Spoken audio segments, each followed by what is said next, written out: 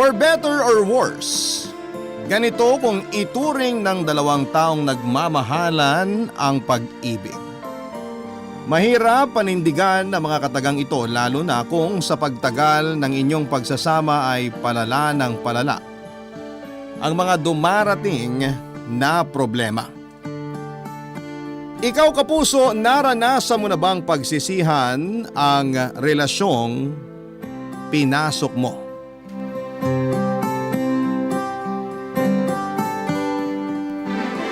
Dear Papa Dudut, magandang tanghali po sa inyo at sa lahat ng nakatutok sa Barangay Love Stories ngayong araw. Tuwing tanghali, gamit ang cellphone at suot ang earphones ko na malapit ng masira ay lagi akong nakikinig sa mga istoryang ibinabahagi ninyo mula Lunes hanggang Linggo. Naging background ko na ang inyong boses habang nagtatrabaho ako sa kantin ng isang high school na pinapasukan ko. Papadudot, kilala ko sa pangalang Jesusa, 40 years old at 5 taon ng cook sa isang paaralan sa Maynila. Ako ang nagluluto sa mga merienda at ulam na inihahanda sa nasabing kantin ng paaralan. Jesusa man ang pangalan ko sa mga taong nakakakilala sa akin ay nakagawian na akong tawaging Aling SP na mga estudyante. SP mula sa pagkaing espasol. Nagsimula ang lahat dahil sa panlalait. Kinakantsawan ako noong mukhang espasol dahil daw sa sobrang kapal ng suot kong make-up. Puting-puti kasi ang mukha ko kumpara sa morena kong balat. Doon na nagsimula ang tawag sa akin bilang Aling Espasol o Aling SP for short. Papadudot, may rason kung bakit nahilig ako sa pagsusuot ng makeup. At ito ang dahilan kung bakit ako nagpadala ng sulat sa inyo. Gusto kong i-share ang kwento ko sa lahat para magbigay ng aral sa bawat nakikinig. Sa mundo kasi natin ay may kanya-kanya tayong pinagdadaanan at ang mga bagay na nakikita natin ay may rason kung bakit ito ganon. Magsisimula po ang kwento ko 10 years ago noong 30 years old pa lamang ako. Papadudot.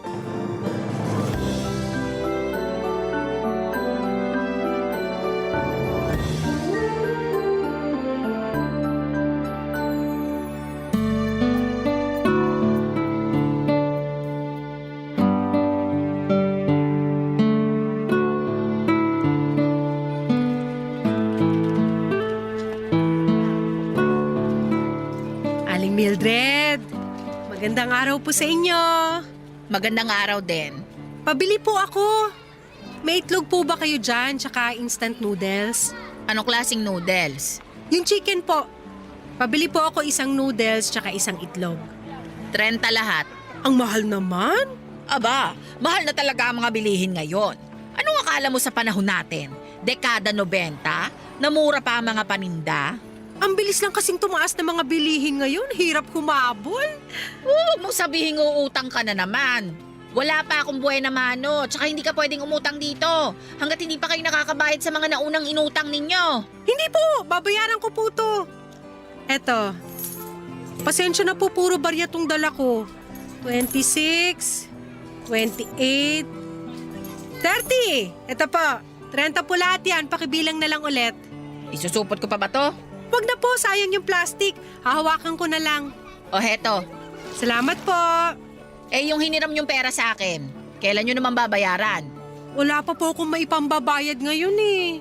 Katapusan din po kasi, may iba pa kaming binayaran. Ay naku, Jesusa!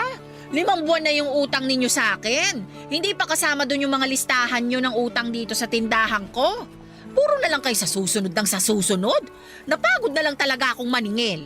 Huwag po kayo mag-alala. Kayo ang una kong babayaran kapag nagkapera po ako. Kailan naman kaya mangyayari yan? Kailangan ko ng eksaktong araw. Hindi ko pa po sigurado eh. Basta maniwala kayo sa akin, magbabayad ako sa inyo. Siguraduhin mo lang yan ha. Kailangan ko yung perang yon dahil may babayaran din ako. Opo, huwag kayong mag-alala. Aling Mildred, may ano ba kayo dyan? May extra ba kayong pera dyan na pwedeng mahiram? Hihiram ka na naman? Wala kang ang pambayad, hihiram ka ulit? Kaya nga po ako hihiram ulit kasi wala akong pambayad. Sabay-sabay ko na lang babayaran lahat sa susunod na buwan. Ay naku, wala akong pera. Tigilan mo ko, Jesusa, ha? Mabait akong tao kung sa mabait. Pero masyado nang makapal yung mukha nyo para humiram ulit sa akin, gayong hindi pa kayo nakakapagbayad ng utang ninyo. Sige na po. Tambak na po kasi yung bayarin namin sa bahay eh. Wala na ako ibang malapitan, kayo na lang talaga. Ay, pues, wag akong lapitan mo. Doon ka sa iba humiram. Ubus na ang awang maibibigay ko sa inyo. Lalo na't palagi kong nakikita yung nanay mo sa sugalan tuwing hapon. Kahit magkano lang po yung maipapahiram nyo. Sige na po.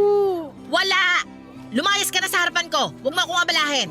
Promise, huling beses na po ito nahihiram ako sa inyo. Bayaran nyo muna yung mga naunang inutang ng pamilya nyo sa akin. Saka kita bibigyan ulit. Anong tingin mo sa akin?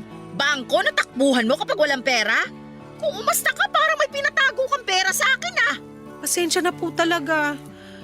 Wala na ba kayong ibang kakilala na pwedeng utangan? Ah, wala! Sabihan mo yung nanay mo na maghanap ng trabaho para magkasilbi naman ang buhay niya. Sige po, salamat na lang po. Pasensya na po kayo.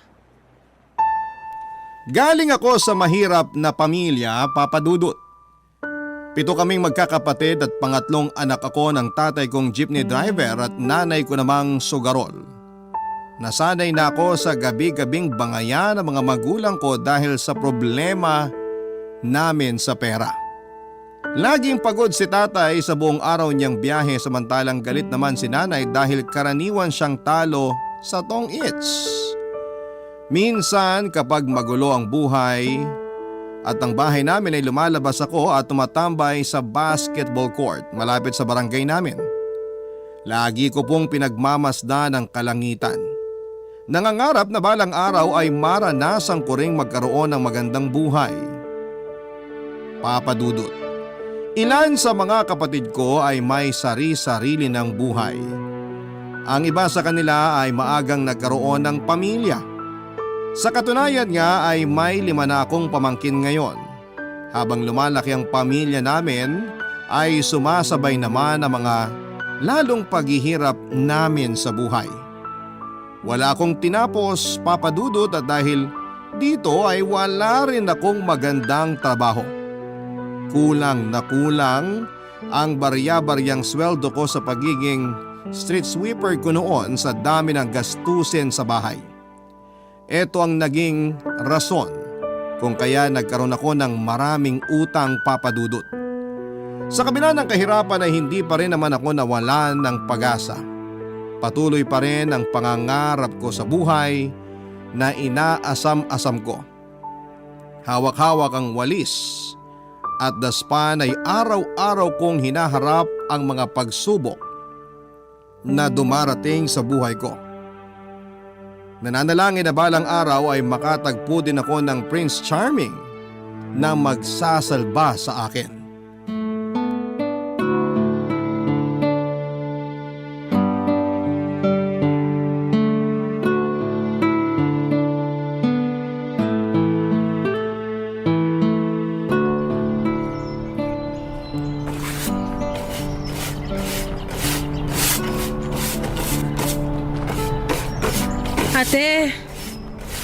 Ate Ophel, Oh, bakit? nahihilo ako. Hala, ay, sandali lang. Oh, umupo ka muna. Doon tayo sa may sidewalk. Magpahinga ka muna rito, ha? Ano bang nararamdaman mo? Bigla na lang ako nang hina eh. Kumain ka ba ng agahan? Oo, nilagyan ko ng kanin yung kape ko kaninang umaga. Yun na yung agahan mo? Oo, wala naman kaming pambili ng ulam eh. Kaya naglalagay na lang ako ng kanin sa kape ko tuwing umaga. Kaya naman pala nanghihina ka eh. Walang laman ng sikmura mo. Gusto mo ba ng biskwit? May biskwit ako rito sa bag ko. Wag na, magpapahinga lang ako saglit bago ako magwalis ulit. Umuwi ka na lang kung masama ang pakiramdam mo. Ako nang bahala dito. Hindi pwede. Sayang yung sasahurin ko. Kapag umabsent ako ngayon, wala kaming uulamin maamayang gabi. Ay siya, sige, ikaw ang bahala. Pero magpahinga ka muna dyan, ha? Bigla lang sigurong kumalam yung sikmura ko nung nakakita ako nung supot ng hamburger na nakakalat dyan sa tabi. Tatawa-tawa ka pa dyan. Tingnan mo nga yung sarili mo, oh. Butot balat ka na. Hindi ka na yata kumakain eh. Kumakain naman ako. Nang ano? Nang kanin na hinalo sa kape. Oo, masarap kaya yun. Alam mo kung anong ipinagtataka ko? Ano? Yung ibang tao, ayaw kumain ng kanin kapag nagda-diet kasi raw tataba sila. Pero bakit ako? Puro kanin naman laman ng tiyan ko pero hindi naman ako tumataba. Kasi walang protina yung katawan mo. Ang ulam mo kung hindi kape, minsan asin o kaya naman noodles at saka delata. O anong sustansya ang makukuha mo ron? Wala kaming pambili ng ulam eh. Isang beses sa isang linggo lang ata kami nakakatikim ng maayos na ulam. Ang laki kasi ng pamilya ninyo eh. Mabuti ako, 2 lang ang binubuhay ko. Kaya eto, kahit papano, hindi ko sila napapabayaan. Ang malas natin, no? Ipinanganak tayong mahirap. Nung past life ko, sobrang yaman ko siguro. Kaya sa pagkakataong to, ginawa naman ako mahirap ni Lord para patas lang. Hoy, ano ka ba? Pati naman Diyos dinamay mo. Nasa magulang yan kung bakit may mga batang lumalaking mahirap. Alam na ngang hikaho sa buhay, anak pa ng anak. Palibhasa kasi, yung mga tao kasi ngayon, yun na lang ang kayang gawin, ang manisi. Lagi nilang sinisisi ang nasa itaas kung bakit sila mahirap. Yung iba naman, sa gobyerno naglalabas ng sama ng loob. Pero bakit hindi nila magawang sisihin yung sarili nila? Sinasabi mo ba na kasalanan ng tao kung bakit sila mahirap? Bakit? Hindi ba? Alam mo, kasi ako, aminado ako na kasalanan ko kung bakit ganito ang buhay ko ngayon. Hindi ko sineryoso yung pag-aaral ko eh. Wala akong natapos. Maaga din akong lumande. Imbis na maghanap ako ng trabaho, mas pinili kong isang walang kwentang lalaki na bumuntis sa akin ng 2 beses tsaka ako iniwan. Kaya sabihin mo, bakit ko sisisihin ng ibang tao na mahirap ako? Kung wala naman akong ginawa para ayusin ang buhay ko. Bakit ako? Hindi ako nakapagtapos kasi walang pampaaral sa akin ng pamilya ko. Wala akong magandang trabaho kasi wala akong maipakitang diploma. Hindi naman ako tamad. Hindi naman ako gastador. Hindi naman ako maarte, pero bakit mahirap pa rin ako? Kaya nga sinabi kong kasalanan ng magulang yan. Oo, siguro walang problema sa'yo, pero sa pamilya mo, meron. Ilan ba kayong magkakapatid? 7, hindi ba? Nanay mo, sugarol. Tapos yung tatay mo, dating manginginom. Ano pa bang kalalabasan yan? 1 tasa ng kape at 3 kutsara ng kanin na panlaman tiyan. Ay, Tama ako ano? oo, tama ka nga. Pero tatanggapin na lang ba natin yon? Na hanggang ganito na lang tayo? Siyempre hindi. Kaya nga tayo nagtatrabaho eh. Pero kung gusto talaga nating umangat ang buhay natin, gawa natin ang paraan. Maghanap tayo ng mga bagay na magpapaangat sa atin. Huwag lang tayong mangarap. Tuparin natin yung pangarap na yon. Teka, ano bang pangarap mo sa buhay? Siyempre gusto kong yumaman. Yun naman pala eh. Di gawan mo ng paraan. Nakikita mo ba yung puno dyan sa likuran mo? Oo, bakit? Isipin mo na yan ang pangarap mo. Kung pinapangarap mo lang na akyatin yan, abay walang mangyayari. Pero kung tatayo ka riyan, lalapitan mo yan at saka susubukan mong akyatin, may tsansa na maakyat mo. Kung maghahanap ka ng hagdan para mas mapadali ang pag-akyat mo, pwede rin naman. Ganon ang mangarap. Hindi lang puro sa isip. Maghanap at gumawa ka ng paraan. Isa sa puso ko yung mga sinabi mo sa akin. Huwag kang mag-alala. Abay dapat lang. Sana balang araw, makuha rin natin yung mga pinapangarap natin. Yun lang ang meron ako noon, Papa Dudut. Mga pangarap na hindi ko naman sigurado kung may tsansang matupad dahil sa estado ng buhay namin. Mula nga sa pagiging street sweeper ay nakahanap ako ng trabaho bilang tagahugas ng pinggan sa isang karinderya. Doon na po ako natutong magluto, Papa Dudut. Si Aling Celia na nagmamay-ari ng karinderyang pinasukan ko ang nagsilbing guro ko. Nagsimula ang lahat noong nagkasakit ang isa sa mga tagaluto ni Aling Celia. Mula sa paghuhugas ng pinggan ay napag-utusan akong maghiwa ng mga ricados. Kalaunan ay pinaharap niya ako sa kalan para magluto ng tinola. Sa mga sumunod na araw ay iba't ibang putahe na ang pinapahawak niya sa akin. Para nga akong nag-aaral sa culinary school dahil marami akong natutunan mula kay Aling Celia. Simula noon ay ginawa na niya akong tagapagluto niya. Mas tumas din ang natatanggap kong sahod dahil doon, Papa Dudut. Enjoy na enjoy ako noon sa trabaho ko. At kahit papaano kasi gumagaan ang pakiramdam ko tuwing nakikita kong nauubos at binabalik-balikan ang mga luto ko. Ang kusina nang naging baluarte ko. Doon ay ako ang reyna. Ako ang nasusunod. Ako ang may hawak ng lahat. Kahit doon lang ay naranasan kong maging masaya pansamantala. Sa karinderyang yon ay nakilala ko si Dondi Papa Dudut. Siya ang lalaking nagpabago sa takbo ng buhay ko. Barangay Love Stories. Barangay Love Stories. Isang construction worker si Dondi Papa Dudut. May pinapatayo noong building malapit sa karinderya namin at isa siya sa mga laborer nito. Una ko siyang nakita noong minsang magpahinga ako sa harap ng karinderya matapos ang lunchtime. Nakatayo siya sa di kalayuan sa amin, hawak-hawak ang sigarilyo habang nagpapahangin. Unang tingin ko pa lamang sa kanya ay naakit na kaagad ako sa itsura ni Dondi. Matipuno ang katawan dahil yon ang kanilang puhunan sa trabaho. Matangkad siya, makapalang kilay na tumugma sa bilugan niyang mga mata. Sunog ang kanyang balat dahil araw-araw siyang nasa initan, pero para sa akin ay mas nakadagdag sa kanyang kakisigan ng kulay ng balat niya. Hanggang sulyap lang ako kay Dondi noon. Wala naman din akong kumpiyansa sa sarili para makipagkilala kahit na crush ko siya.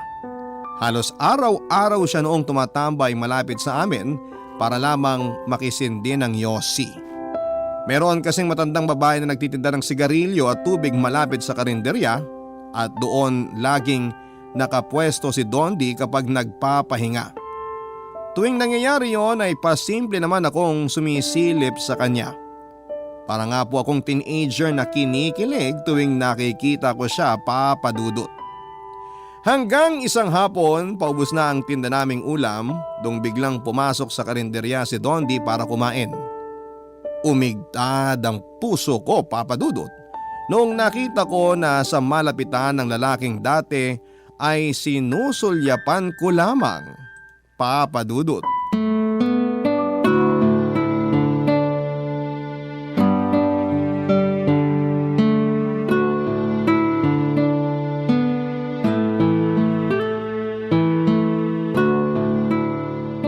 Aling Celia, kain na! Nahihanda ko na yung pagkain natin. Nasaan na yun? Naku, nakipagchismisan na naman siguro sa kabilang tindahan. Aling Celia! Mauna na akong kumain! Bahala ka dyan! Mauna na akong kumain, baka mamaya may customer na namang dumating. Knock-knock, bukas pa ba kayo? Opo sir, kakain po kayo? Oo sana. May ulam pa ba? Meron pa po. Dito po, pili po kayo. Meron pong bistek, nilaga, ito pong adobo, bestseller namin. Mukhang naubusan na ako ng ulam ah. Oo nga po eh, hapon na rin kasi. Mamaya pa ulit kami magluluto ng bagong putahe para naman sa hapunan. Bigyan mo na lang ako kahit ano dyan. Alin ba ang pinakamasarap dyan? Lahat sir, masarap. Pero i-recommend ko tong Bicol Express. Kakaiba ang timpla namin dito kumpara sa nakagawian. Talaga ba? O sige, yan na lang.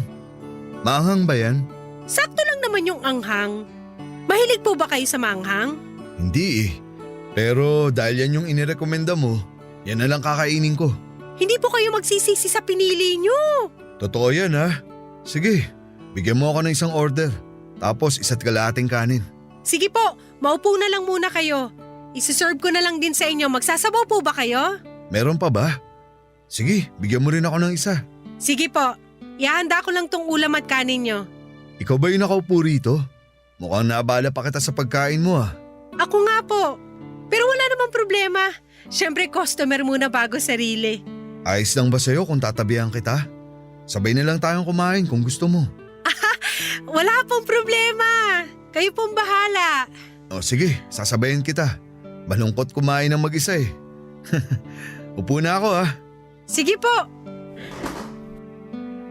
Ito po yung Bicol Express at saka isa't kalahating kanin. Salamat. Kukunin ko lang po yung sabaw niya. Bakit po kasi ngayon lang kayo kakain ng tanghalian? Hindi ko kasi gusto yung ulam kanina sa site eh. Puro isda niluluto nila doon kaya di ako kumain. Pero kanina habang nagtatrabaho, kumalamsik mura ako kaya dumiretso na ako dito para kumain. Mahirap na. Baka mamaya mawalan pa ako ng malay dahil sa gutom. Mahulog pa ako mula 4th floor. Hala, dapat kumakain kayo. Hirap pa naman ang trabaho nyo. Ito po yung sabaw. Salamat. Sanay na katawan ko sa ganun. Ngayon nga lang nangatog mga binti ko dahil sa gutom eh. Mabuti na lang malapit lang karinderya namin sa site nyo. May matatakbuhan ka makakainan. Oo nga eh. Simula ngayon, dito na ako kakain kapag di ko gustong ulam nila sa site. Welcome na welcome po kayo rito anytime. Teka, matagal pa ba yung tinatayo yung building? Ang balita ko paupahan daw yan eh. Oo, ipapaupa yata sa mga negosyante. Matagal pa to. Baka may 5 buwan pa. Kulang kami sa tao eh. Ganun ba? Eh di matatagalan ka rin dito. Depende kung kukunin ako sa ibang construction site. Sa iba-ibang site kasi kami tinatapon kung saan mas kailangan ng labor. Nung nakaraang buwan nga lang ako lumipat dito eh. Oo, nito mga nakaraang linggo lang din kita napansin. Lagi ka nagsisindi ng sigarilyo dyan sa harap eh. Napansin mo pala yun? Oo, nakikita ko po lahat na nangyayari dito. Ano, kain na tayo?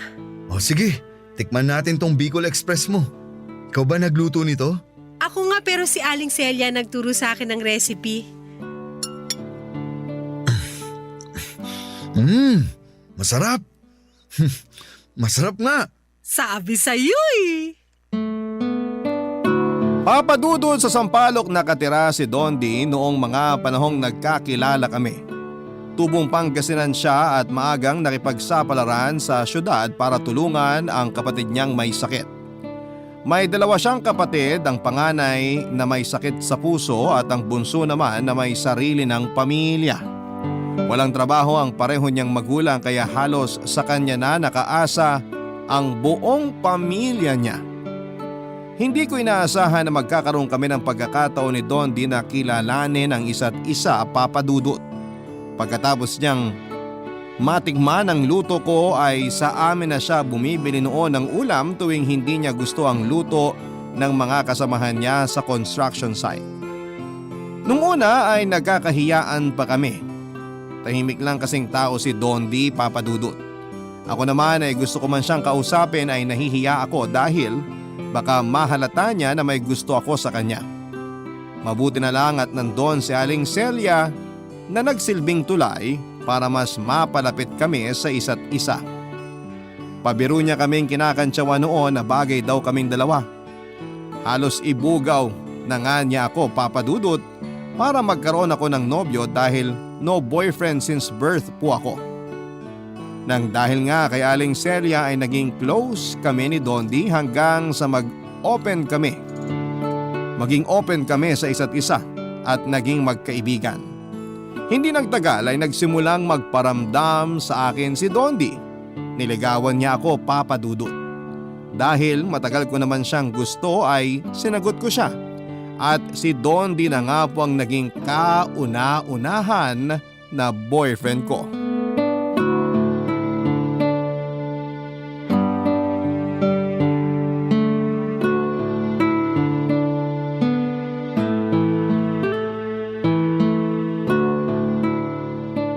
Dondi, Wow, Jesusa. natigilan ka dyan. Wala ka bang sasabihin? Magsalita ka naman. Nagulat lang ako. Ngayon lang kasi kita nakitang nagsuot ng makeup. Hindi ba bagay? Sorry, first time ko lang talaga gumamit ng makeup eh. Tatanggalin ko na lang Hindi. Bagay. Bagay sa'yo. Napakaganda mo. Ikaw naman, masyado mo akong binobola. Totoo ang sinabi ko, hindi kita binobola. Mas lalo nga ako na-inlove sa'yo eh, nung nakita kitang nakabihis. Naku, tigilan mo ako dyan eh. Hiya tuloy ako. Huwag kang mahiya. Dapat na maging proud ka sa ganyang itsura mo eh. Mas lumabas yung taglay mong ganda. Pinatunayan mo lang na hindi ako nagkamali na niligawan kita. Ngayon lang ba ako maganda? Kapag naka-makeup ako? Hindi. Siyempre, hindi yun ang ibig kong sabihin.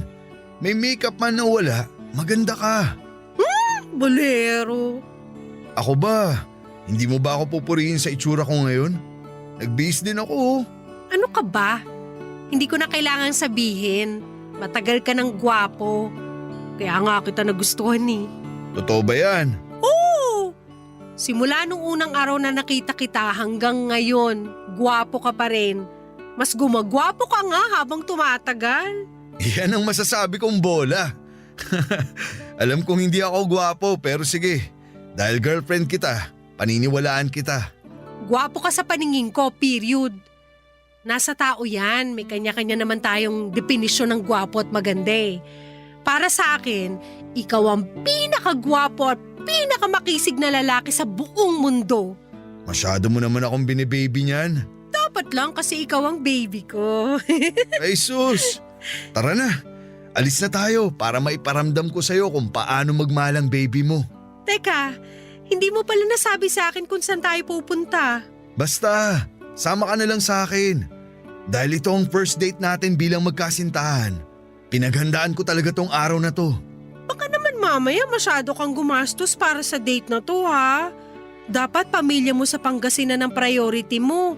Mas kailangan nila pera mo kaysa sa akin. Huwag kang mag-alala. Nag-iipon talaga ako para sa'yo. Kung ano man ang gastos ko ngayong araw, hindi apektado ang pamilya ko. Okay na sa akin kahit saan tayo kumain. Ang mahalaga magkasama tayo. Huwag mo nang isipin ang gastusin natin. Ako na ang bahala doon. Pangako ko sa'yo, hindi man tayo mayaman, hindi ko ipaparamdam sa'yo ang problema sa pera. Salamat. O sige na, umalis na tayo. Baka gabihin pa tayo sa labas. Sige, pero daan muna tayo sa construction site. Bakit? Nandun yung motor ni Pareng Cardo. Hiramin ko. Mabuti na lang pala hindi ako nagbistida. Sasakay pala tayo ng motor. Di bale, kapag yumaman tayo, hindi mo na po problemahin ang suot mo. Kasi sa kotse na tayo sasakay. Ay naku, wish ko lang. Naging maayos naman ang relasyon namin ni Dondi Papa Dudut. Para nga akong naka-jackpot dahil ang unang boyfriend ko ang siya na ring naging huli. Noong natapos nila Dondi ang itinatayo nilang building ay nalipat naman siya sa Bulacan. Nagkalayo man kami sa mga unang buwan ng relasyon namin ay hindi ito naging hadlang sa pagmamahala namin. Nagkaroon kami ng tinatawag na long distance relationship. Pero kahit ganoon ay nalampasan namin ito. Lagi noong tumatawag sa akin si Dondi kapag tapos na siya sa kanyang trabaho para kumustahin ako at para na rin ikwento kung paano ang naging takbo ng araw niya. Araw-araw niya akong ina-update dahilan kaya sobra-sobra ang tiwala ko sa kanya. Tuwing day off naman niya ay umuwi siya sa amin para bisitahin ako.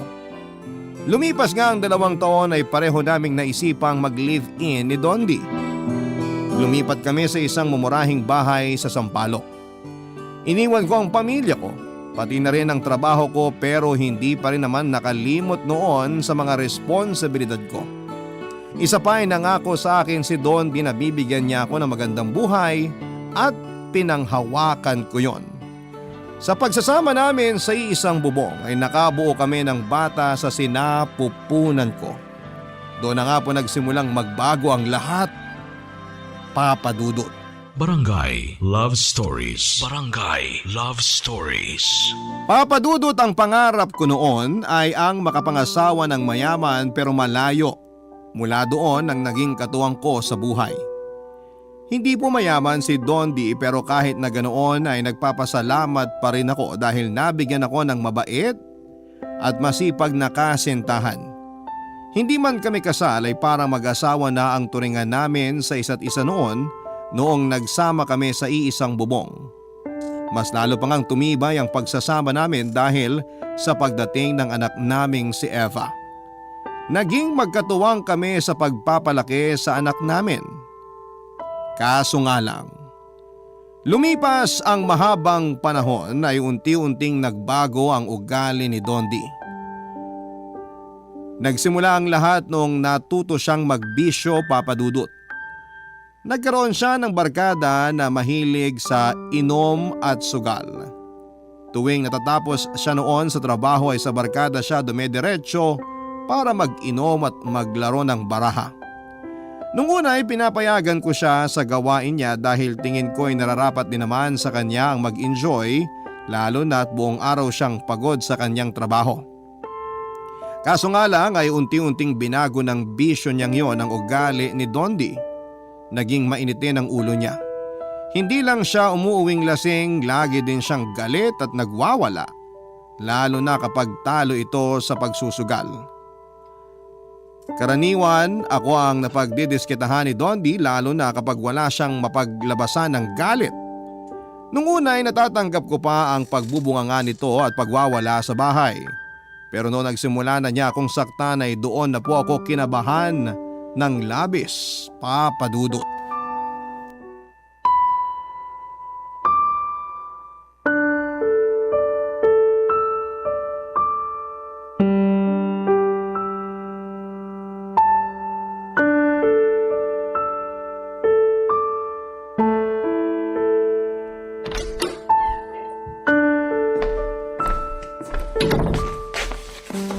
Oh, nandiyan ka na pala.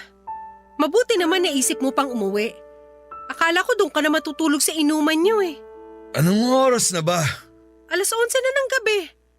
Kanina ka pa namin hinihintay ng anak mo. Bakit nyo kasi ako hinihintay? Alam nyo naman na tuwing sahod, kina parang Elias ako dumediretso. Paano hindi ka namin hihintayin? Wala kaming pambili ng ulam. Mas inuna mo pa yung mga kumpare mo kaysa sa amin ang anak mo. Imbis na sa pagkain mo ibili ang sweldo mo, winaldas mo pa sa alak. Ano pong pakialam mo? Pera ko to. Gagastusin ko to kahit saan ko gusto. Eh paano naman kami? Saan kami kukuha ng panggastos ng anak mo? Tandaan mo, Dondi, pinatigil mo ko sa pagtatrabaho. Nangako ka sa akin na ikaw ang bubuhay sa amin. Naniwala ako doon tapos ano tong pinaggagawa mo ngayon? Kung hindi inom, sugal? Kung gusto mo pala magbuhay binata, sana hindi ka muna bumuo ng pamilya. Ang dami mong sinasabi. E di sana umutang ka muna ng pagkain sa labas para may makain kayo. Di mo kasi ginagamit yung kokote mo eh. Siyempre, yun na nga mismo yung ginawa ko. Kasi ayoko makitang anak ko nagugutom. Pasalamat ka, mabait si Aling Huling. Kahit marami na tayong utang sa kanya, nagpapautang pa rin siya. Sabihan mo yung huling na yan. Babayaran ko lahat ng utang natin sa kanya. Huwag siyang mag-alala ka mo. Ganyan na lang palagi. Oh, bakit? Bawal na ba ako magsaya ngayon? Sa pag-inom at paglalaro na nga lang ako sumasaya eh. Ipagbabawal mo pa sa akin? Matapos ko magtrabaho ng buong maghapon, babawalan mo ako magsaya? Hindi kita pinagbabawalan pero sana naman. Isipin mo rin kami ng anak mo. Nagsasaya ka doon kasama ng mga kaibigan mo tapos kami nandito, naghihintay, nagugutom? Lahat na lang ba sa akin mo iaasa? Dondi naman! Sino ba dito ang padre de pamilya? Hindi ba ikaw? Saan kami kukuha ng panggastos? Sa lupa? Huwag mo nga akong tinatasan ng boses. Kung makapagsalita ka, alam mo dami mong nagagawa sa pamilyang to eh. E palamunin ka lang din naman dito. Pareho kayo ng anak mo. Ah, talaga? Sige, ikaw ang mag-alaga ng anak mo dito sa bahay, ako ang maghahanap buhay. Kapal ang mukha mong isumbat sa akin yung pagtatrabaho mo, eh wala ka naman na ibibigay para dito sa bahay? Anong sabi mo? Wala akong ibinibigay? Bakit meron ba?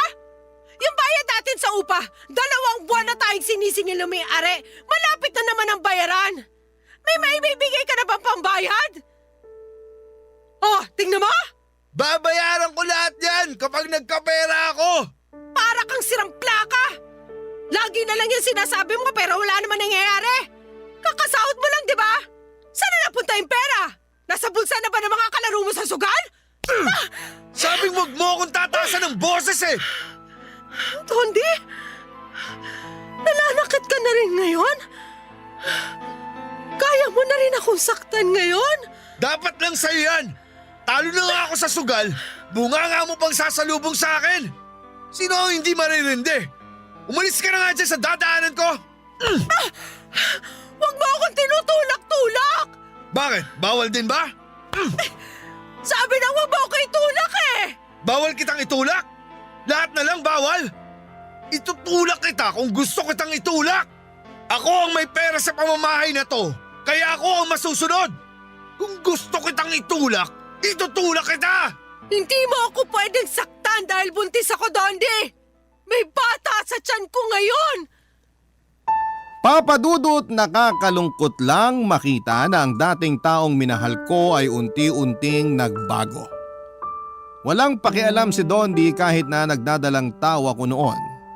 Ang tanging nasa isipan lamang niya ay ang sugal at pag-iinom. Ako ang naging punching bag niya tuwing hindi maganda ang timpla ng ulo niya. Tiniis ko ang lahat ng iyon, Papa Dudut, sa ngalan ng pamilya. Pero sa pagdaan ng mga buwan ay mas lumala pa ng lumala ang ugali ni Dondi. May pagkakataon noon na itinakbo pa ako sa health center dahil nagsuka ako matapos mawala ng malay. Nauntog kasi ang ulo ko sa pader matapos niya akong itulak dahil sa galit niya. Mabuti na lang talaga at walang nangyaring masama sa bata sa tiyan ko. Kahit pa noong ipanganak ko ang pangalawa naming supling ay wala pa ring nagbago sa ugali ni Dondi. Dahil halos lahat ng kinikita niya ay napupunta na lamang sa pagsusugal. At ako na mismo ang dumidiskarte para may makain ang mga anak namin. Pumasok ako sa isang kantin sa paaralan malapit sa amin at mabuti na lamang at may kakilala si Aling Celia na nagtatrabaho doon kaya mabilis akong nakapasok bilang tagaluto ng ulam. Kaso nga lang, Papa Dudut, maraming estudyante ang nakakapansin noon sa mga pasa at sugat sa mukha ko. Hanggang sa isang teacher ang nagsabi sa akin na kailangan ko raw itago ang mga pasa sa mukha ko dahil hindi ito magandang ehemplo sa mga batang nakakakita. Ang ginawa ko na lamang ay nagsuot ako ng makapal na makeup hanggang sa maitago nito ang mga sugat at pasa ko, Papa Dudut. Halos araw-araw na ganon ang naging buhay ko noon. Binubugbog sa gabi at tuwing umaga naman ay binibigyan ko ng oras ang paglalagay ng makeup para lamang maitago ang mga iniwang galos ni Dondi sa mukha ko. Doon na po ako nagsimulang makilala sa eskwelahan bilang Aling SP. Mukha raw kasi akong espasol sa sobrang puti ng mukha ko na hindi umaayon sa morena kong balat. Hindi ko na lamang pinapansin ang mga pangangantsaw nila sa akin noon, katulad ng hindi ko pag-inda sa pananakit sa akin ni Dondi. Taon ang tiniis ko sa ganong klase ng buhay ko hanggang sa isang araw ay hindi ko na talaga ito nakayanan pa, Papa Dudut.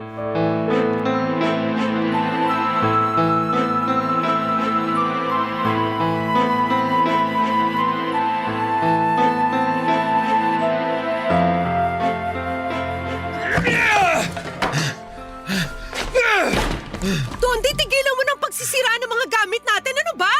Buisit! Mga inayupa kayong lahat! Ano na naman bang ikinaiinit ng ulo mo ngayon? Wala kayong silbi! Lahat kayo walang kwenta! Dondi, tumigil ka na nga! Gabi na nakakaya sa mga kapitbahay natin.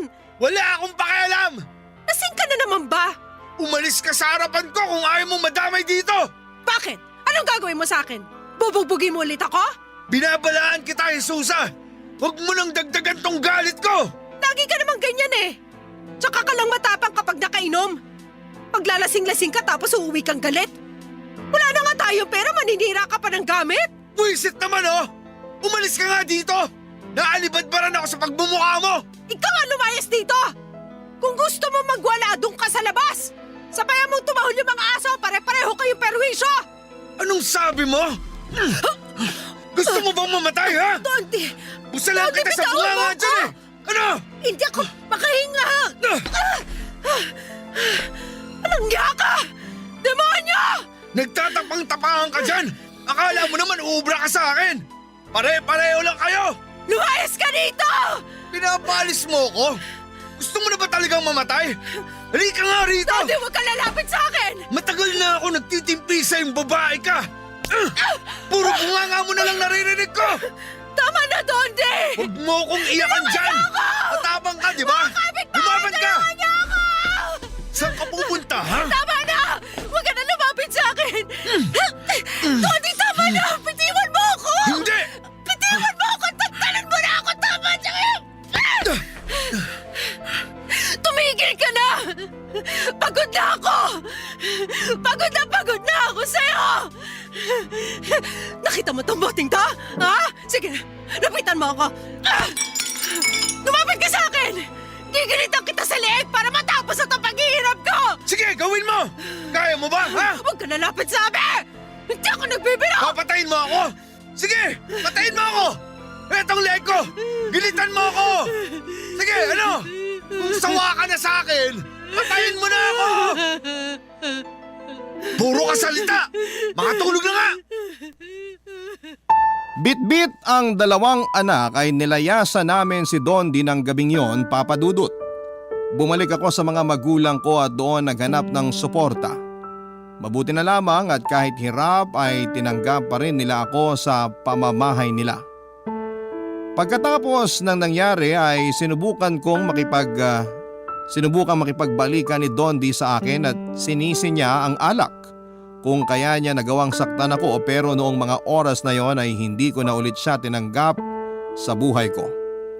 Maging ang mga magulang ko ay hindi na rin pumayag na bumalik ako sa poder ni Dondi.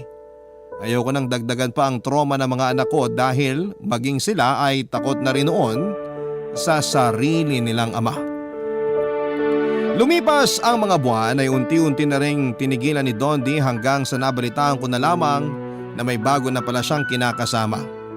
Pinilit kong buhayin ang dalawa kong anak bilang isang single mom. Sa ngayon naman, Papa Dudut, ay patuloy pa rin po ako sa pagsusumikap. Wala pa rin nagbago sa buhay ko pero masasabi kong maayos na ang lagay naming mag-iina dahil wala nang taong umaabuso sa amin. Masaya ako na matapos ang napakahabang panahon ay tuluyang ko nang tinigilan ang paglalagay ng makapal na makeup sa mukha ko dahil wala na akong kailangang pang itago. Hanggang ngayon ay patuloy pa rin ang pagtawag sa akin ng mga estudyante bilang Aling SP.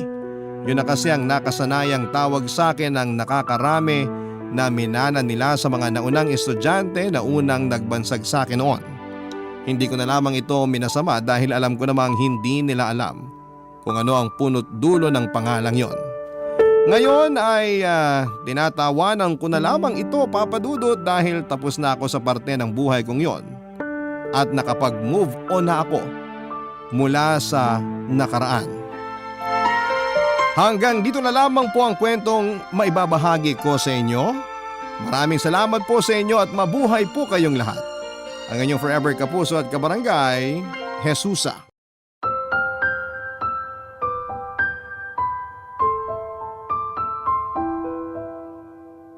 Ang pag-ibig ay parang lindol na hindi mo mahuhulaan kung kailan ito darating. Kaya dapat anumang oras, saan mang lugar ay lagi kang handa sa pagdating nito. Ikaw, kabarangay, naranasan mo na bang umibig sa taong hindi mo inaasahan? Dear Papa Dudut, Old Maid, Bachelor Girl, and BSB. Yan karaniwan ang tawag sa akin ng mga tao. Never pa kasi ako nagkaroon ng karelasyon. Pero kahit na ganoon ay masaya naman ako sa buhay. Masaya ako dahil kontento na ako sa anong meron ako ngayon. Ang kailangan ko na lamang gawin ay i-maintain ito na siya namang nagagawa ko. Ako nga pala si Ivy, 30 years old. Kahit malapit nang mawala sa kalendaryo ang edad ko, ay hindi ako nagpapadala sa pressure ng mga ito. Kahit marami na ang nagsasabi sa akin na kailangan ko na raw mag-asawa dahil tumatanda na ako ay wala akong pakialam. Kahit paulit-ulit akong ikinukumpara sa mga kaidaran ko dahil may kanya-kanya na silang pamilya, ay hindi ako naaapektuhan nito, Papa Dudut. Okay na ako sa buhay ko ngayon dahil mababaw lang naman ang kaligayahan ko. Masaya na ako na kasama ang photocards at light sticks ko. Masaya na ako na kasama ang pusa ko. Buo na ang mga araw ko dahil nabili ko na ang inaasam kong latte machine, TV na may sariling subwoofer at sariling message or massage chair. In short ay kontento na ako sa buhay ko, Papa Dudut. Dahil nabili ko na ang mga bagay na gusto kong bilhin. Na-achieve ko na ang ilan sa mga goal ko sa buhay. Stable na ang financial, mental, and emotional well-being ko.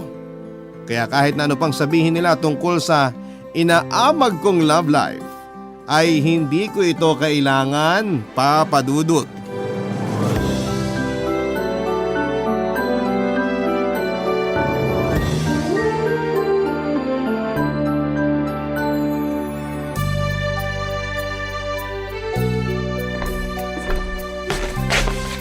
Lolo Jose, ito na po ang kape nyo. Salamat, Apo. Maaga kaya tang nagising ngayon. Naku Lo, wala pa ho akong tulog. Gising na talaga ako kagabi pa. Ha? Bakit naman? Hindi ka ba makatulog? Nagpuyat ako kasi tinapos ko yung drama na pinapanood ko online. Wala nga dapat akong planong magpuyat eh. Kaso nagandahan ako sa pinanood ko kaya diniretso ko na. Mabuti weekend ngayon, wala akong pasok. Ano ba yung pinapanood mo at kailangan mo pa talagang pagpuyatan? Naku, sobrang ganda nung dramang yun, Lo. Tungkol kasi yun sa isang babae na mafo-fall sa manipulative na senior student. Kaso ang pangit ng ending, hindi ko gusto. Sayang lang yung puyat ko. Ang hilig mo talaga sa mga ganyang palabas, ano? Doon na lang ako kinikilig eh. Bakit ba kasi ayaw mong maghanap ng nobyo? Para ikaw naman mismo ang gumawa ng sarili mong kwento. Naku, wag na po. Masayang ang oras ko dyan. Sa panahon ngayon, mahirap na maghanap ng matinong relasyon. Para kang naglalaro ng claw machine. Akala mo panalo na pero biglang bibitaw yung premyo. Sayang yung pera. Sayang yung effort. Ang malala, pinaasa ka pa. At least sa mga dramang pinapanood ko may happy ending. Ayaw mo man lang bang subukan? Sinubukan ko na po yan dati kaso masyadong boring. Tsaka nakakatamad makipagkilala sa mga tao. Paano yan? Eh di tatanda kang dalaga niyan. Hindi ba mas masaya yun, Lo? Walang stress. Solo ko ang buhay ko. Wala akong kahati. Pero wala ka rin katuwang. Kapag may problema ka, kapag kailangan mo ng masasandalan, kapag gusto mo ng kausap, wala kang maaasahan kasi mag-isa ka lang. Madali lang naman po ang solusyon dyan eh. Sanay na akong sinusolo ang problema ko. Kapag kailangan ko naman ng masasandalan, nandyan naman mga kaibigan ko. Kausap, marami niyan sa internet. Pwede ka pa nga makipag-away doon. Kung sakali bang may dumating na lalaking nakalaan sa'yo, anong gagawin mo? Siyempre, entertain ko siya. Lo, hindi porket hindi ako naghahanap ng love life, ibig sabihin ayoko na. Ayoko lang maghanap, pero kung may darating, di good, di ba? Kung wala, okay lang din. Makapag-asawa man ako o hindi, walang problema sa akin kasi masaya na po ako. Eh kung diyan ka masaya, sige, susuportahan kita. Salamat, Lo. Mabuti pa kayo, malawak ang pangunawa nyo. Yung ibang kamag-anak natin, sobrang insensitive. Tanong ng tanong kung kailan daw ako ikakasal, kung may anak na ba ako o kung nakahanap na ba ako ng boyfriend. As if naman may iaambag sila sa buhay ko. Sabik lang sila para sa hinaharap mo. Siyempre, nakita ka naming lumaki, tumanda, nagkaisip. Gusto ka rin naming makitang dumaan sa mga pinagdaanan namin. Lalo na yung mga bagay na nagbigay ng saya sa amin. Kung sa bagay, hindi na maaalis sa ating mga Pilipino ang pagiging tsismosa. Pero Lo, may tanong ako. Paano mo naman malalaman kung yung dumating na tao para sa'yo, siya na talaga yung nakalaan para sa'yo? May clue ba? Or bahala na, ganon? Lahat naman ng dumarating sa buhay natin, nakalaan eh. Nasa atin na lang kung paano natin yun aalagaan. Katulad na lang ng lola mo. Nung dumating siya sa buhay ko, naging magkaibigan kami. Niligawan ko siya, inilagaan, kalaunan, inasawa. Nagsama kami ng matagal hanggang sa bawiin siya ng Diyos sa atin. Kung ilalaan mo para sa sarili mo yung taong dumating para sa'yo, yun na yung clue na sinasabi mo. Nasa tao yan, wala sa tadhana. Ang lalim nun ah. Kasi ang totoong pag-ibig, nanggagaling yan sa kaibuturan ng puso mo. Kaya naman pala na in love sa inyo si Lola eh. Kasi napakamatalinhaga niyo magsalita. Ang galing! Pwede na kayo maging resource speaker niyan. Ay, ito talaga nga po ko. Pero tatandaan ko po yung mga sinabi niyo, Lo. Pero papadudot kung gaano katahimik ang buhay ko ay kabaliktaran naman nito ang buhay ng best friend kong si Lorene. Batchmates kami sa college ni Lorene at doon kami unang naging magkaibigan. Naging teacher siya sa isang private high school samantalang ako ay isang volunteer nurse naman. Noong nagkaroon ng bakanteng trabaho sa eskwelahan na pinagtatrabahuhan niya ay hinikayat niya ako mag-apply bilang school nurse doon. Sa kabutihang palad ay nakuha naman ako at simula noon ay sa parehong lugar na kami nagtatrabahong dalawa. Si Lorene ang tipo ng babae na habulin ng mga manliligaw. College pa lamang kami ay hindi na mabilang ang suitors nito. May taglay kasi siyang ganda na nakaw tingin. Kapag nakakasalubong mo siya, mapababae ka man o lalaki ay mapapasulyap ka talaga sa kanya. Para siyang pinaghalong Max Collins at Heart Evangelista. Pero simple lang ang datingan. Nakadagdag pa rito ang pagiging teacher niya na siyang nagbigay ng mabait at mainhin na impression sa personality niya. Pero kahit na pila-pila ang mga manliligaw ni Lorene ay loyal siya sa boyfriend niyang si Hans. 5 years na silang magkasintahan noon at saksi ako kung paano umusbong ang pag-iibigan nilang dalawa. Yun nga lang sa pagtagal ng pagsasama nila ay nakita ko rin kung papaano unti-unting nawala ang init ng kanilang pagsasamahan.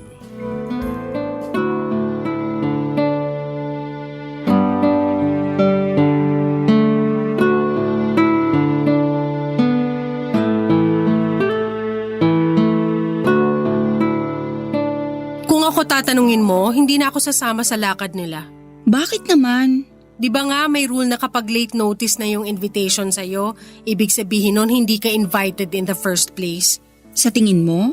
Oo, ganun yun. Yung mga ganyang ganap, pinagpaplanuhan yan. Dapat matagal ka nang in-invite kung gusto ka talaga nilang makasama. Pero gusto kong sumama. Matagal ko nang gustong pumunta sa Zambales eh. Eh di pumunta ka. Wag na lang. Tama ka nga. Baka kailangan lang nila siguro ng kasamang mag-aambag kaya nila ako inaya. Desisyon mo rin naman yan. Basta ako hindi ako sumasama sa mga late notice. Sabing wag akong tawagan ngayon eh. Sino yan? Si Hans. Bakit di mo sagutin? Hindi kami okay ngayon. Ano nangyari? Nag-away kayo? Sabi ko sa kanya, kailangan kong magpahinga kaya wag muna niya akong tawagan. Ang kulit! Kanina pa tawag ng tawag. Magpahinga? Eh nandito ka sa labas ngayon kasama ako. I mean magpahinga sa isa't isa. Oh my gosh, nag-cool off kayo? Parang gano'n na nga. Bakit? Parang nawawala na ako ng gana sa kanya eh. Paano? Anong ibig mong sabihin na wala ka ng gana? Ayaw mo na sa kanya? Alam mo yung feeling na nagsasawa ka na? Yung parang ayaw mo na? Ganon yung nararamdaman ko kay Hans ngayon. Hala, hindi mo na ba siya mahal? Hindi ko alam. Basta ang alam ko lang, iba na yung pagtingin ko sa kanya, hindi na tulad ng dati. Sayang naman yung 5 years. 5 years na kayo, di ba? Oo, matagal na kami. Pero hindi ba? Kahit naman yung paborito mong t-shirt, kahit gaano mo yun kagusto, kumukupas din. Pero kahit na, kung pwede pa rin namang isuot, bakit hindi? Bakit mo iiwan agad? Yun ang problema. Paano kung hindi na kasya? Paano kung nag-grow na ako as a person pero yung boyfriend ko wala pa ring ipinagbago? Kung ano siya dati, ganun pa rin siya ngayon. Napag-iwanan na siya. Dapat sabay kami eh. Pero hindi ko alam kung bakit nanatili na lang siya sa dati. Hindi na ba maayos yan? Parang hindi na eh. Matagal ko nang sinusubukang ayusin pero wala pa rin. Pagod na ako. So ano yun, pagising mo isang araw, ayaw mo na sa kanya? Hindi naman yun overnight decision eh. Mahabang panahon din yun. Parang kandila na naubos na lang. Ganun. So wala na talagang chance. Wala na yata. Pag-usapan nyo na lang muna yan. Oo, gagawin ko yun. Pero sa tingin ko, hanggang dito na lang talaga yung relasyon naming dalawa. Baka hindi lang talaga kami para sa isa't isa. Nakakalungkot naman. Ang tagal nyo ring nagsama eh. Sabi nga nila, kapag hindi inalagaan ng maayos ang isang bagay, malaki ang chance na masira ito. Ganun yung nangyari sa relasyon namin ni Hans. Mag-usap na lang kayong dalawa. Sabihin mo sa kanya lahat ng sinabi mo sa akin para maliwanagan siya. Oo, gagawin ko yon kapag nakapag-isip-isip na ako. Good luck. Sa totoo lang ay hindi kami gaanong close ni Hans, Papa Dudut. Labas kasi ako sa kung ano ang nangyayari sa loob ng relasyon nila ni Ivy. Tuwing lumalabas sila ay hindi ako sumasama kahit na invited naman ako. Ayoko kasing maging chaperone o extra sa isang date dahil kaya ko namang kumaing mag-isa sa labas. May times na nakakasama kami ni Han sa mga important event sa buhay ni Lorraine tulad ng birthday at mga holidays. Pero malimit lang din kaming mag-usap na dalawa para kasing magkaiba kami ng aura ni Hans. Hindi naman po sa ayaw ko sa kanya, Papa Dudut.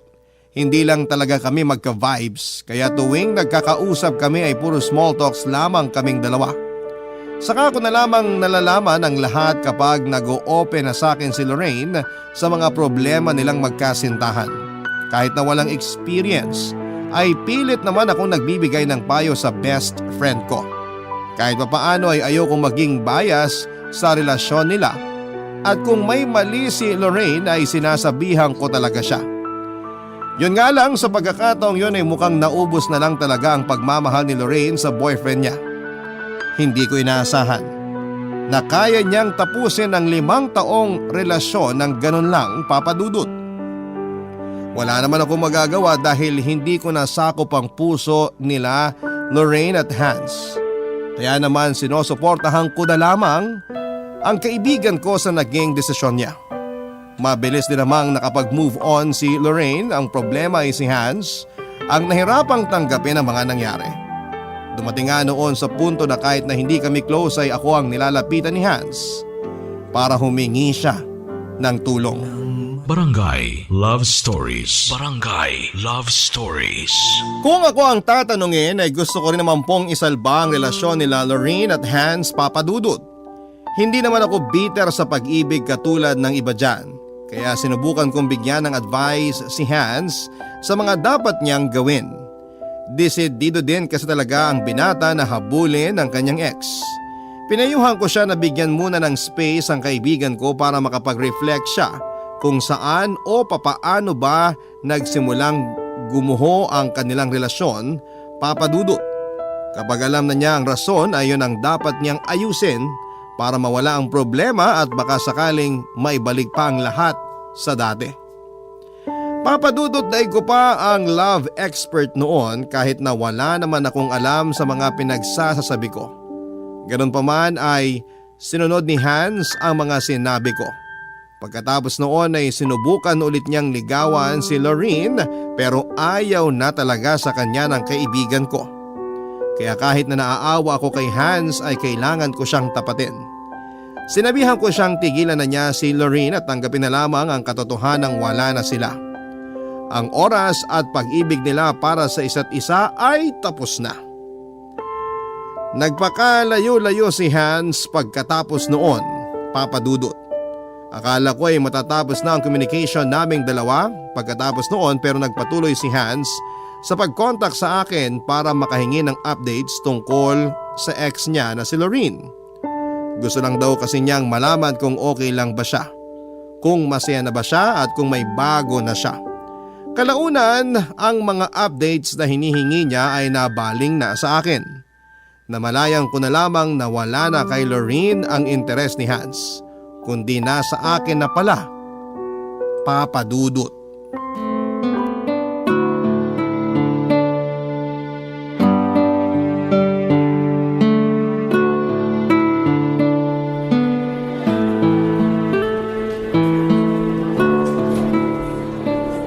Ivy!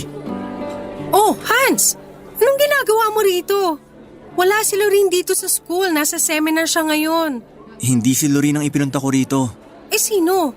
May susunduin kang bata? Wala. Ikaw yung pinunta ko rito, Ivy. Ako? Bakit? Hihingi ka na naman ba ng tulong? Di ba nasabi ko na sa'yo na ayaw na talaga ni Lorene? Kahit na anong gawin mo, hindi na kayo babalik sa dati. Respetuhin mo na lang yung desisyon niya. Oo, alam ko yon. Hindi ko na siya aabalahin. Gano'n naman pala eh. So anong ginagawa mo rito ngayon? Bakit mo ko kailangan? Tapos ka na ba sa trabaho? Oo, pauwi na ako. Bakit? Aayain sana kitang kumain sa labas. Ha? Bakit naman? Wala lang. Gusto lang kitang i-treat kasi tinulungan mo ko. Wala naman ako nagawa eh. Hanggang ngayon hiwalay pa rin kayo. Hindi naman kayo nagkabalikan ni Lorene kaya bakit mo ko ililibre? Gusto ko lang. May magagalit ba kapag inaya kitang kumain sa labas? Wala naman pero ayoko. Hindi ako mahilig kumain sa labas tsaka hindi naman tayo close eh. Kaya nga kita inaaya para makilala natin ang isa't isa. Para maging close tayo. At bakit naman? Bakit mo ko gustong makilala? Bawal ba? Bawal kasi hindi ko alam kung ano yung rason. Anong trip mo, Hans? Ikaw, gusto kitang kilalanin pa. Patawa ka naman. Anong pinaplano mo, ha? May motibo ka, no? Kaya mo to ginagawa. Ano to?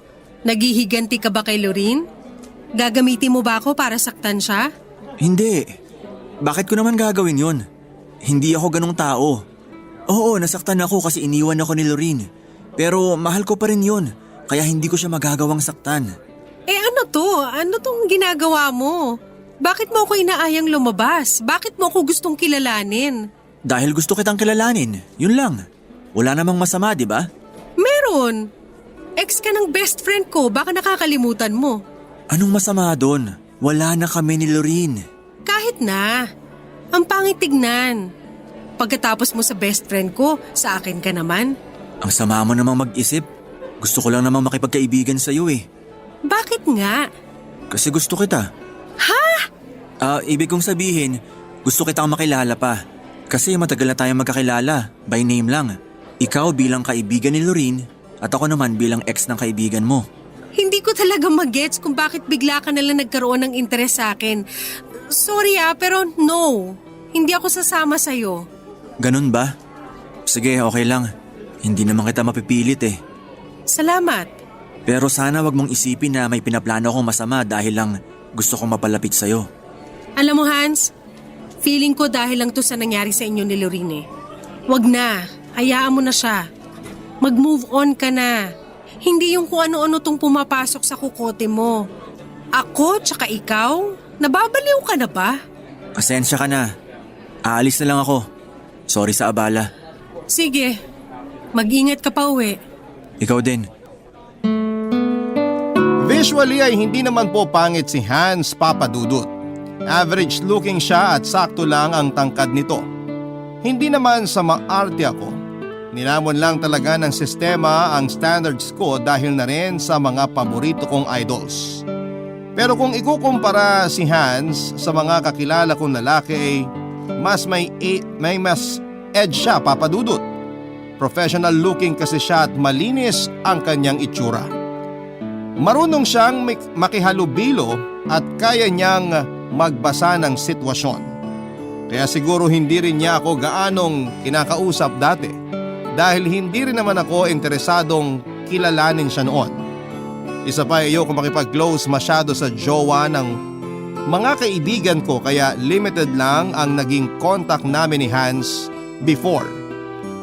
Kung tutuusin ay hindi ko alam kung bakit iniwan ni Lorene si Hans. Siguro nga ay hindi na talaga nag-work ang relasyon nilang dalawa.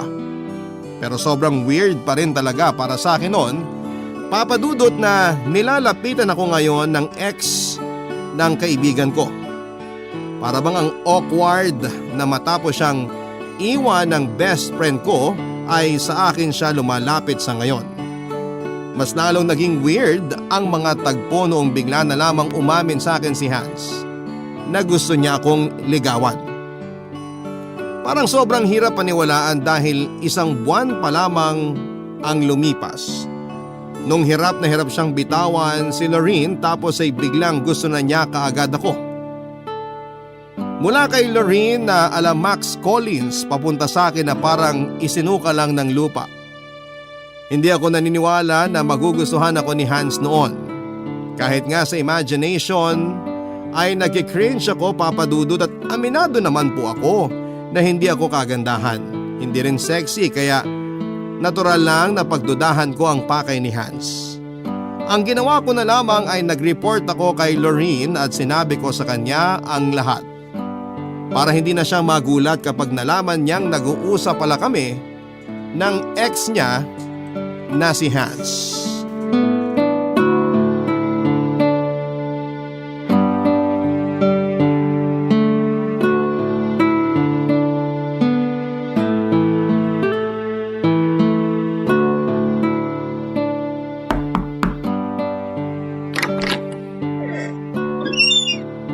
Ivy, hindi ka pa uuwi?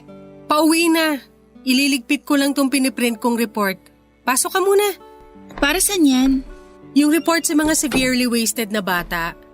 Tinitignan nila kung may improvement ba simula nung nag-start yung klase. Ah, okay. Antayin na kita para sabay na tayo umuwi. Sige. Habang nandito ka, may sasabihin pala ako sa'yo. Ano yun? Tungkol kay Hans. Hans na naman? Tapos na ako sa chapter na yan. Nasa moving on process na ako. Actually, patapos na nga eh. Kaya ikaw, mag-move on ka na rin dapat. Ay, walang mag-move on kasi hanggang ngayon, kinukulit ako ng ex mong yun. Talaga? Akala ko ba ni real talk mo na siya? Di ba sinabihan mo na siya na tigilan na ako? Oo, tinigilan ka na niya. Tanggap na raw niya na ayaw mo na sa kanya. O gano'n naman pala eh. Bakit ka pa niya kinukulit? Kasi gusto niya akong ligawan. Ano? Nililigawan ka ni Hans? Wala talaga nakakatuwa dun. Hindi nga. Totoo ba? Oo nga.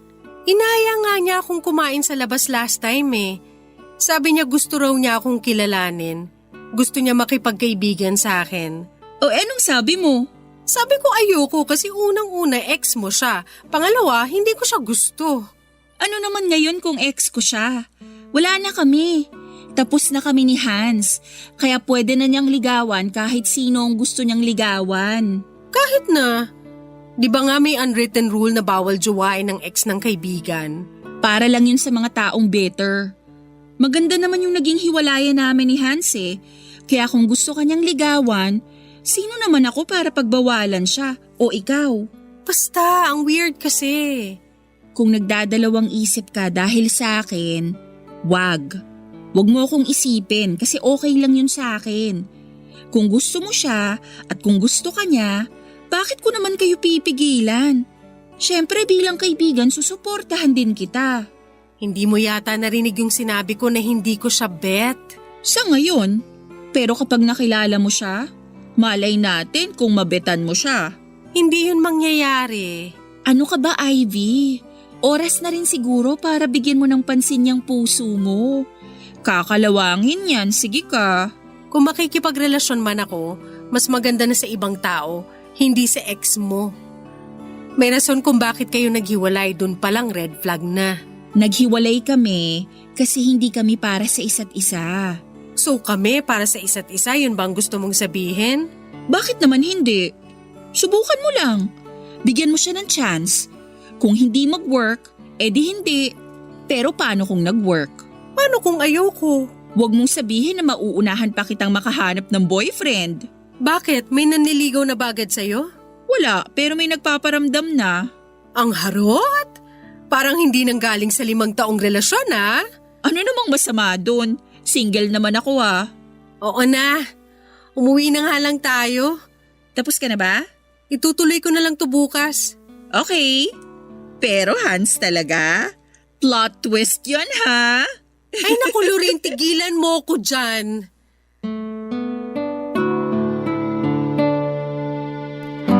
Papadudot kahit na pumayag si Lorraine sa panliligaw ni Hans ay hindi pa rin nagbago ang isip ko. Ayoko kay Hans at never ako nagkaroon ng feelings para sa kanya. Mas lalong mahirap na maging kami dahil ex siya ng kaibigan ko at alam kong may rason kung bakit sila naghiwalay. Ayaw kong maranasan ang naranasan ni Lorraine kahit na alam kong maayos naman ang naging hiwalayan nilang dalawa. Tahimik na ang buhay ko noon kaya ayaw ko nang guluhin ito sa pamamagitan ng pakikipagrelasyon. Alam kong problema lang ang dulot ng love life kaya hard pass ako doon, papadudot. Pero kahit na ipagtabuyan ko si Hans ay hindi niya ako nilubayan. Sobrang haba nga ng hair ko dahil hinahabol ako ng isang lalaking katulad niya.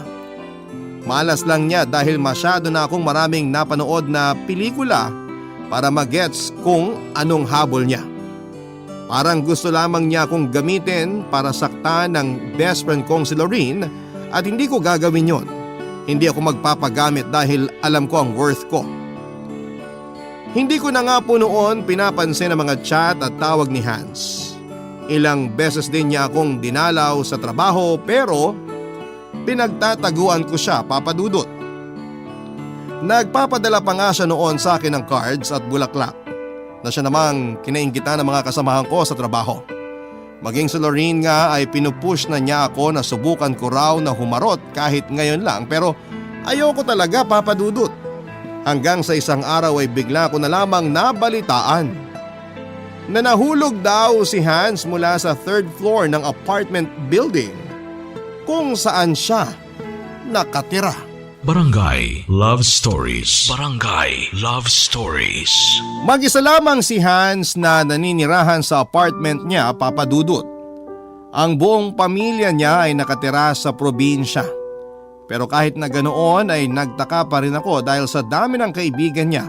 Ako ang tinawagan noong gabing isinugod siya sa ospital. Ayon sa nurse na nakausap ko ay number ko raw ang ibinigay ni Hans. Alam ko na si Lorraine lamang ang tanging pamilya na itinuturing ni Hans sa Maynila.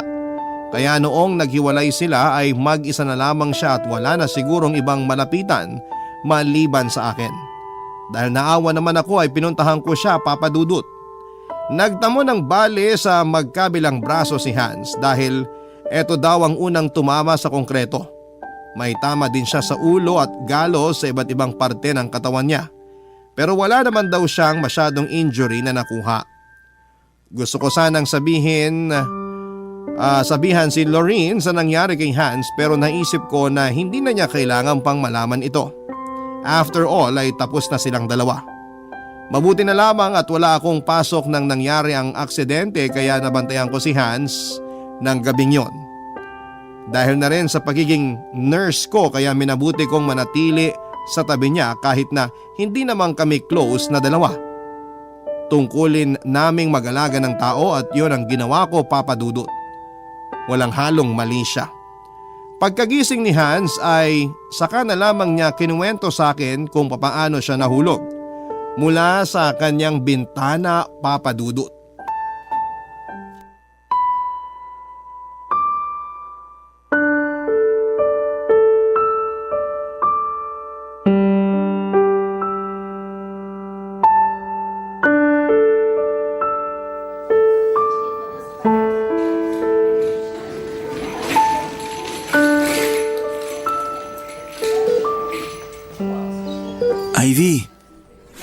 Ivy, gumising ka na dyan.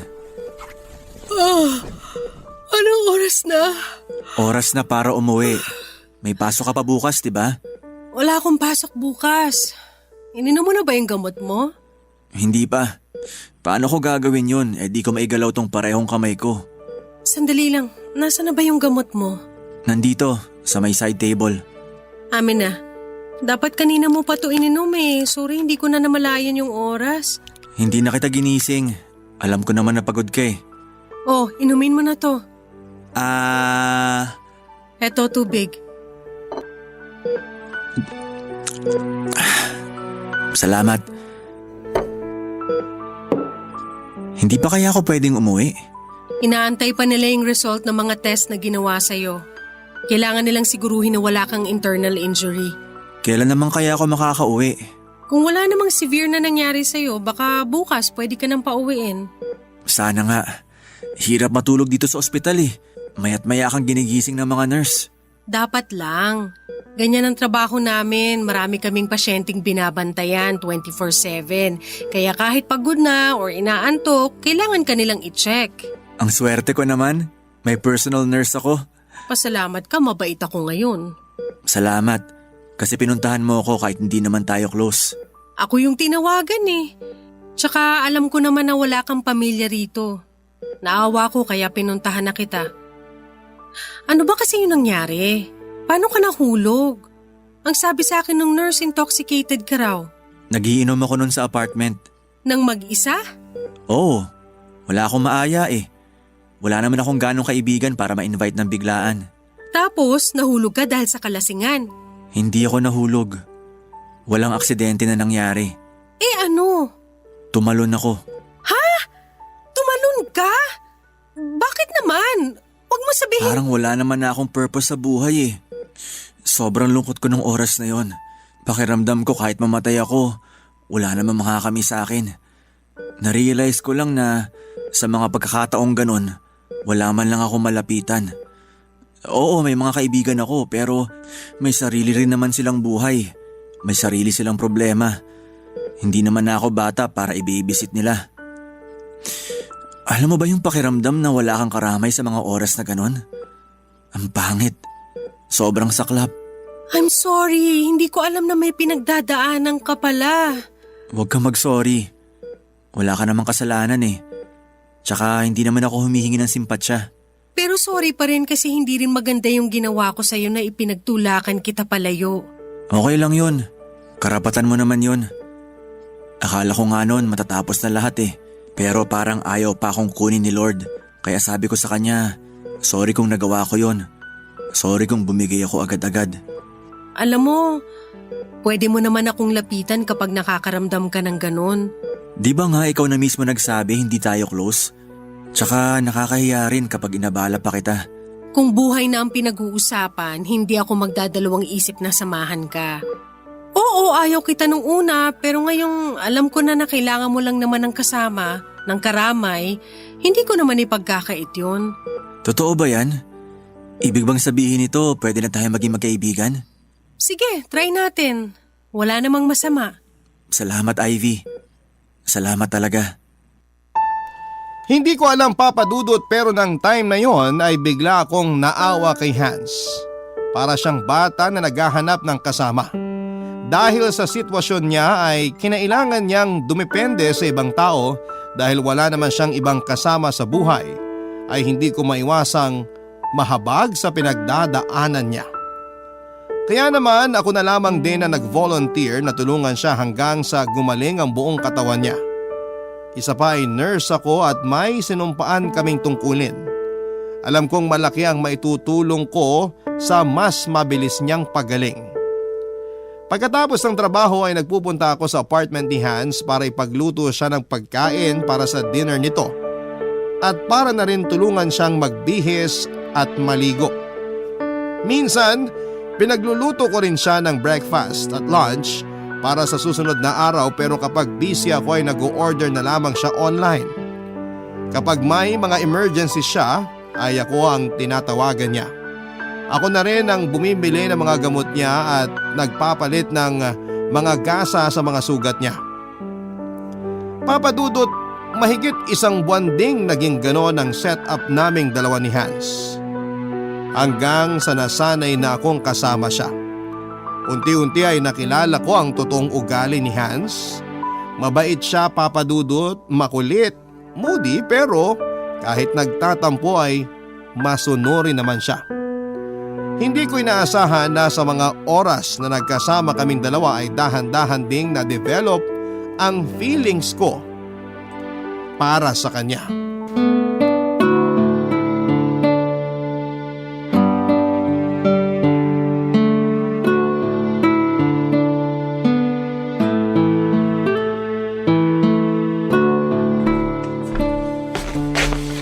Good morning, Lolo Jose. Good morning din, Apo. Maaga ka ngayon ah.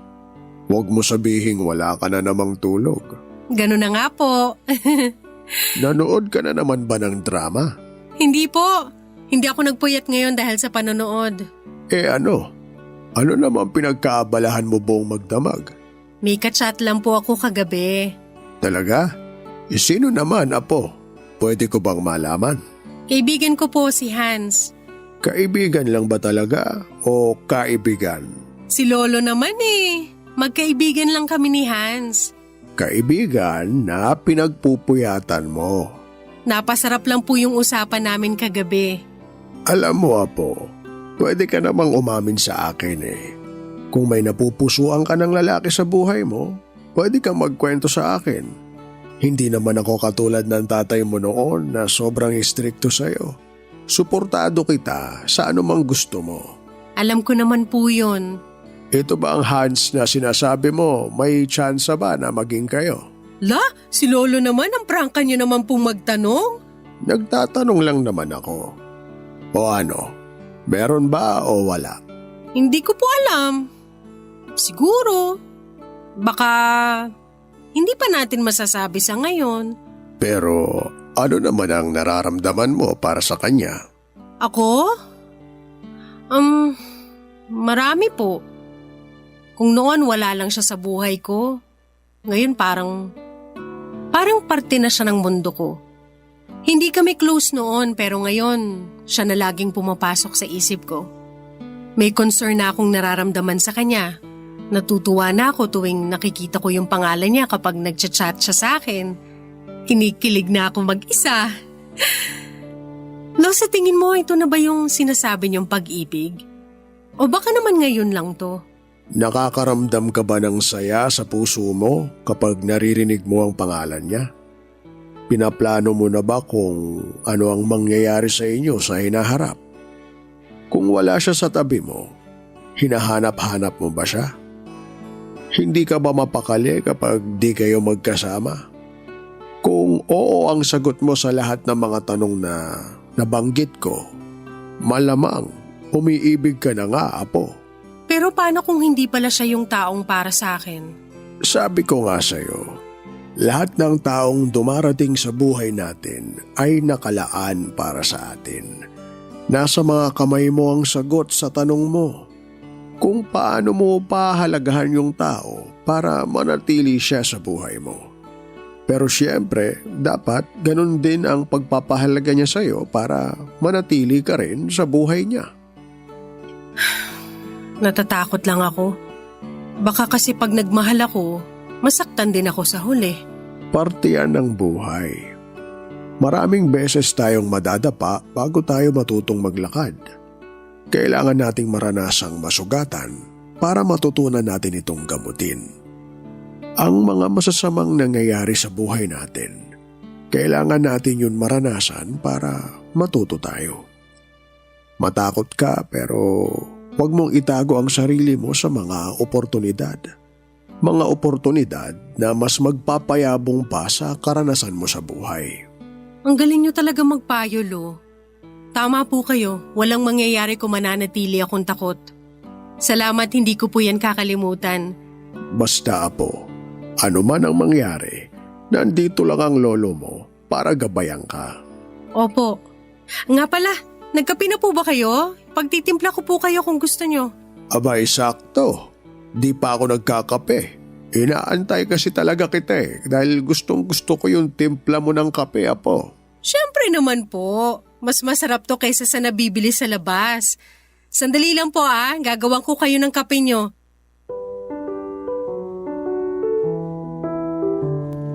Papadudot, never na pumasok sa isipan ko na magkaroon ako ng feelings para kay Hans. Nung una ko siyang nakilala bilang boyfriend ni Lorene ni isang emosyon, ay wala po akong naramdaman para sa kanya. Pero noong nagkaroon na kami ng personal connection ay doon ko lang nalaman na marami pala siyang tinatagong katangian na magugustuhan ko rin kalaunan. Sa paggaling ni Hans ay nagpatuloy ang pagkakaibigan naming dalawa. Tumagal ang friendship namin yon hanggang sa dumating kami sa puntong seryoso na talaga kami sa mga nararamdaman namin para sa isa't isa. Nagkaaminan kami at dumaan sa proseso ng courtship hanggang sa sinagot ko na nga siya, Papa Dudut. Noong nalaman ni Lorene na kami na ni Hans ay walang bahid ng bitterness ang pagsuporta niya sa aming dalawa. Masaya na rin kasi si Lorene sa love life niya noong panahong yon, kaya naman hindi na issue sa kanya kahit na sa akin napunta ang ex niya. Ang mahalaga ay walang agawang nangyari. Walang siraan, walang awayan. Nagsara ang mga pinto ng kusa at nagbukas ang mga bagong pinto para sa aming lahat.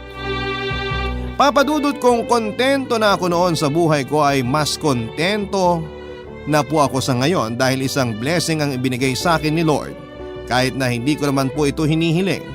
Sa pagdating ni Hans sa buhay ko ay marami akong mga bagong experiences na nasubukan. Marami po akong goal, Papadudot, na gustong tuparin at ang mga plano ko para sa future ay hindi na lang para sa akin kundi para sa aming dalawa ng boyfriend ko.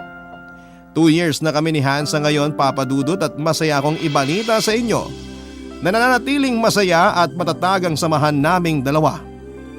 Dito na po nagkatapos ang aking love story. Ang inyong forever kapuso at kabarangay, Ivy. Nagustuhan ng iyong napakinggan? Ituloy yan via live stream sa www.gmanetwork.com/radio. Barangay LS 97.1 Forever